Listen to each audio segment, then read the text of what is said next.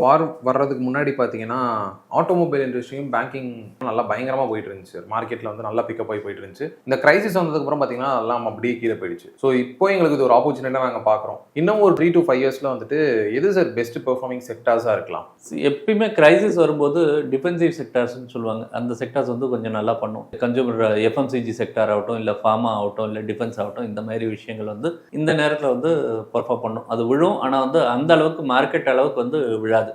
அது முடிஞ்சு வரக்கூடிய ரிவைவல் டைம்னு பார்த்தீங்கன்னா வந்து எல்லாமே வந்து ஃபினான்ஸ் ரிலேட்டட் செக்மெண்ட்ஸ் வந்து நிறைய வரும். ஏன்னா கிரெடிட் அப்போ தான் கொஞ்சம் அளவுக்கு வந்து தூக்க ஆரம்பிக்கும். ஏன்னா நார்மல்சி மெயின்டைன் ஆகும், கவர்மெண்ட் நிறைய இன்வெஸ்ட் பண்ணுவாங்க எக்கானமியில். ஸோ அந்த மாதிரி வரும்போது கொஞ்சம் வந்து லோனோட தேவைகள் அதிகரிக்கும், கன்சூமர் குட்ஸ் இல்லை டியூரபிள்ஸ் இந்த மாதிரி விஷயங்கள் கொஞ்சம் அதிகரிக்கும். நீங்கள் சொன்ன மாதிரி ஆட்டோ இதெல்லாம் அதிகரிக்கும். பட் அது எல்லாமே சீரானதுக்கு அப்புறம் வரக்கூடிய ஒரு ஸ்டேஜ். இந்த நேரத்தில் நம்ம இன்னும் வார முடியல அப்படின்னும் போது கொஞ்சம் டிஃபென்சிவ் செக்டார்ஸ் வந்து கொஞ்சம் பெட்டராக இருக்கும்.